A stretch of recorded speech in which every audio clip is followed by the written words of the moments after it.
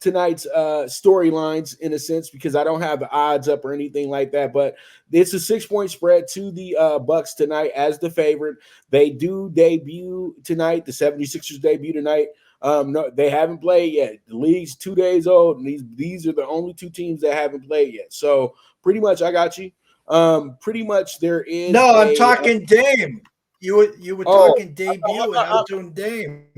Okay, I'm thinking that you would. I'm worried about making the time right, man. Which color? Come on, man. Stop distracting. Shit. All right, so yeah, it's reckless time. It's that time. Let's get reckless. Let's get silly. Dame time. You know what I mean? So yeah, Dame is a. This is a. You know what? At the end of the day, no more excuses. Giannis pretty much gave the front office an ultimatum and said he needs help. And what they did, they got rid of his help, and that was Drew Holiday. Now they bring in the ego with Lillard, and like I said when I previewed the Bucks, Lillard has to buy into what they're doing. It's not about them buying into what he's doing. He has to buy into what they're doing. He's going to have to scale it back a little bit on the 40 footers, okay? He's going to have to play winning basketball, not me basketball, not, showing off for Twitter basketball.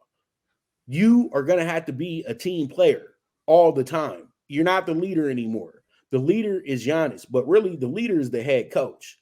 And they need to make sure that they keep everybody laser focused. And if a person has an attitude, if a person has an issue, they address those issues. That's why the Celtics and the Lakers were so great in the 80s. It wasn't just about them having the best teams. They had the best chemistry. And if a guy had an issue, we're going to work that issue out before we even move any further. And if we can't work it out, your ass ain't going to be on the team no more.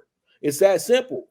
You know what I mean? Nowadays, you got to keep coaxing, you got to keep babying these guys to make them to get along with you. You see what the issue is right now with Harden and Philadelphia. If he said he didn't want to play for Morey anymore, you guys should have did everything possible to get him off your team. Now you got to deal with the bullshit for the next 2 weeks because he's going to be moping and complaining and acting like that he's just so offended by not being able to steal some more money. You know what I mean? Because we know Harden's stealing money now. It's that simple. You know what I mean? He's not a $100 million player anymore. I don't know why he doesn't understand that. And I just really feel like at the end of the day, that this is going to be a really fun game. And I feel like Embiid is about to be really, really good tonight, Jeff. I like the 76ers in the spot. I'm playing the over, but I'm going to say like this. If you need your dog of the day in the NBA, it's going to be the 76ers tonight because I truly do feel that the Bucks are going to be a massive overbet tonight. And if you have the numbers for us, please share them with us on what the money is going into this game as well too, Jeff. And what are your thoughts on this one? Who do you have winning this game as well too? Give me 1 second. Let me switch screens here for you. Let me give you some breakdowns here. It's kind of funny. Remember when you were growing up, the 8 a.m. ABC Saturday morning, the cartoons in between the commercials of the shows, Dysfunction Junction. This is what the 76ers are right now. Doc Rivers, now not the head coach, but he's on the sidelines talking about what really was to Coach Harden and what was going on with Ben Simmons and the 76ers. Trade talks, obviously, Harden ready to come on the team. Travel plans, and they said, now why don't you stay back and try to get into shape? Trade talks about Embiid to the Knicks, which would be comical at this point. In come the Bucks.